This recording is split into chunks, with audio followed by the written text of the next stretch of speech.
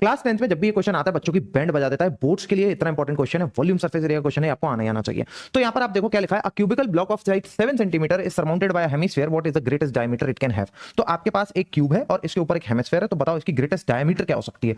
तो मेरे भाई एक बात बताओ, यहां से यहां तक अगर आप देखोगे तो ये साइड ऑफ द क्यूब है जो कि 7 है, तो यहां से यहां तक ये भी 7 होगी, तो डायमीटर आपके पास 7 हो गई। तो यहीं से मुझे पता लग जाएगा कि रेडियस इज 7/2, रेडियस आपके पास 7/2 हो गई। पर ये कोई इतनी बड़ी बात नहीं है, इसके बाद भी हमसे बहुत सारी चीज पूछी है कि find the area of the figure. अब एरिया ऑफ द फिगर निकालने के लिए मैं आपको एक चीज बता रहा हूं, बिल्कुल आपको याद रखना है, तो आपको मजा आ जाएगा, आपका क्वेश्चन कभी गलत नहीं होगा। तो इस फिगर का जो एरिया है, इस फिगर का जो एरिया है वो क्या होता है, इस फिगर का एरिया आपको ऐसे लिखना है कि TSA of cube plus base area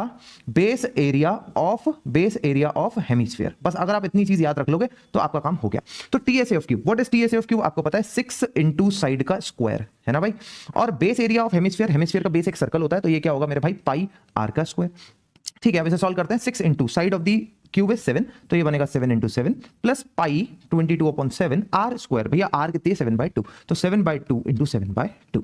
अब इसे हम कैलकुलेट करते हैं तो ये कितना हो जाएगा, 42 इंटू 7 कितना होगा मेरे भाई, 290 42 इंटू 7 होगा 294। ओके, प्लस हम इसे काटेंगे और 2 से इसे काटेंगे 11 बार, तो ये बनेगा 77/2। अगर 77/2 आप करोगे तो कितना आएगा, 294 प्लस 77 का आधा कितना होता है, तो ये होता है आपके पास 38.5। अब ये से आप ऐड करोगे तो भैया कितना आएगा, देखो पीछे 0.5 तो आना ही आना है। 8 4 कितना होता है, 12, 9 4 12 13, 1 332 centimetre square is the correct choice. ये क्वेश्चन बिल्कुल याद रखना, और ये चीज तो बिल्कुल आपको कैसे भी नहीं भूलनी है। अपना नाम भूल जाना, उसे भूल जाना, पर इस चीज को कैसे मत भूलना। अब हम मिलेंगे आगे, तब तक के लिए ओके, टाटा बाय बाय।